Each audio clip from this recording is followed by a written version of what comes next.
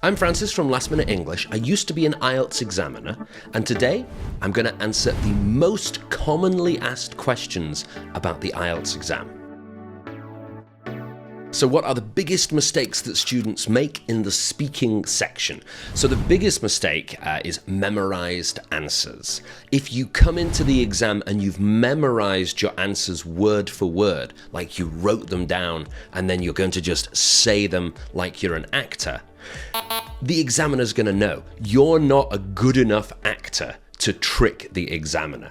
And if they think that you're giving a memorized answer, they totally disregard everything that you say, okay? So it's all just a big waste of time. You don't get any points if you're giving a memorized answer. So even if you've spent days and days working on your answer, it doesn't matter. You don't get any benefit from it. So that's the biggest mistake. But the other extreme of that is if you don't do any preparation. That's probably the second biggest mistake people make. What you have to do is get in the middle. So look at all of the questions, and we actually have those questions available for free on our website. The link is just down here. But look at the speaking questions and think, what is my story going to be if I get asked this question? Okay? Don't write down every word, but practice speaking it a few times. And then you're not unprepared and you're not over-prepared. You're in the middle, and that's where you should be. So question 2, how important is vocabulary range and usage for a high score? So pretty important. So if you want to get a band 7 or higher, you have to be able to use some idioms, some collocations. If you just use everyday English, even if it's perfect, if you just use that everyday language, it's really hard to get above band 6. You kind of get stuck, okay? So if you want to get 7, 8, or 9, you have to include some less common vocabulary. But that doesn't mean that you have to learn hundreds and hundreds of idioms and collocations and sayings. Just a few, but learned in a flexible way, can help you to answer almost any question. And we actually have a great video that teaches you 10 really flexible idioms that you can use for almost any question in the IELTS speaking test. So the link to that is just down here. Next question, what separates an outstanding response, like a band 8, band 9, from an average one in the writing task? Okay, so I think the key here is organization. You've got to make the essay really organized, and that can be for task 1 or for task 2. If you've got a mess of an essay, if it's not clear what's happening, it doesn't matter if you use amazing vocabulary or you have perfect grammar.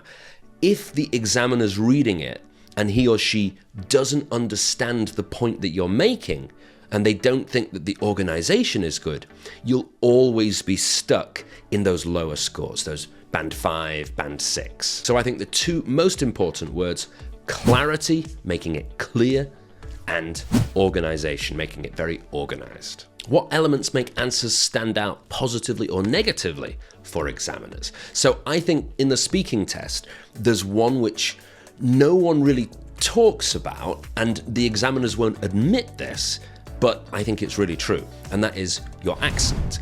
If you walk into the IELTS speaking exam and you have like a perfect American accent or a perfect British or Australian accent, then just naturally the examiner is going to think about you more like a native speaker, so they'll start to put you in like maybe band 8, band 9, even if you do make some grammar mistakes, even if your vocabulary is not absolutely amazing, even if your fluency is not totally perfect. The biggest kind of jump, the biggest difference you can make is having a really clear, really native speaker accent. It's not easy to do, but that is the thing that makes people stand out. And the opposite is true as well. Even if you go in and you've got great vocabulary, great fluency, and great grammar, if your accent is like, if you're not speaking clearly, you're always going to be thought of as maybe a band 5 student, a band 6 student. So I think accent is the most important way that you can make your answers stand out. And if you want to start developing a British English accent, we have a great course all about that. The link is just here under the video. Are there any red flags or instant score deductions examiners notice? So I think on writing, the biggest, easiest thing for examiners to notice is spelling mistakes. So if you're going to use a word and you're not quite sure how to spell it, change it for a different word, because spelling mistakes are very, very easy for us to notice. And I think on speaking is, as we said before, the memorized answers. That's the biggest mistake that people make. Don't memorize your answers. It's so easy to see. How much do grammar mistakes matter for the overall speaking score? So if you make just a few mistakes, it's not a big problem. You can still get a very high mark. You can still get at least band 8. If you start to make more and more mistakes, of course your score is going to come down. And very often the examiners will be mentally counting. They'll be counting how many mistakes you made. So, of course, the more mistakes you make, the lower your score is going to be. But there's something important to remember. If you notice your mistake straight away, you can correct it. Just go and say that sentence or that word again and keep going. If you do that, if you correct yourself, it doesn't count as a mistake. And also, if you realize that you've made a mistake, but you're one sentence later and you're thinking back, don't let that put you off. Don't say, oh, and I had a mistake before, let me go back and try and go back like that. That's not going to be good. That's going to affect your fluency score. So if you notice the mistake straight away, immediately, correct it. If you don't notice it immediately, you realize later, ignore it. Just keep going. And that way you can minimize the problem that you're going to give yourself. So there we go. Those are some of your most commonly asked questions. I hope this was helpful.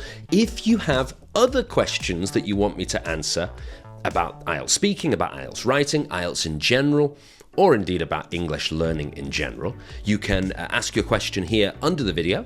And if I know the answer, I'll do my best to make another video to answer you. Remember to check out that video about the top 10 IELTS idioms that you can learn, those flexible idioms to answer any question. The link is just here, and you can also find it under the video. If you like this video, make sure to like and subscribe, and we'll see you in future videos. But for now, thank you very much for watching. I'm Francis from Last Minute English. See you next time.